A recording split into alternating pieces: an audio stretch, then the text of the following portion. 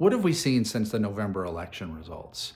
Sunday morning political TV talk shows featuring the same centrist Democratic operatives who actually ran the most recent losing election, asserting that the lesson of the loss is that the Democrats should not have done something the Democrats did not do. That is, strategically appeal to marginalized communities by promising to fight for them. Instead, the centrist Democratic operatives tell us the Democrats ought to have done exactly what they did do, which is to say, hire expensive centrist Democratic operatives, just like the ones the Democrats actually hired, to run a campaign exactly like the ones that they just actually ran and lost.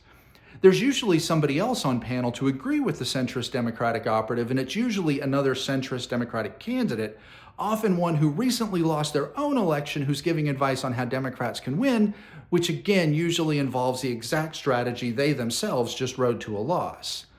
Sometimes the person giving the Democrats advice on how to win elections is even a Republican, a person who spends all their time trying to figure out how to make Democrats lose, but who within this context is suddenly, strangely, and very temporarily concerned about Democrats and apparently desperate to help them win.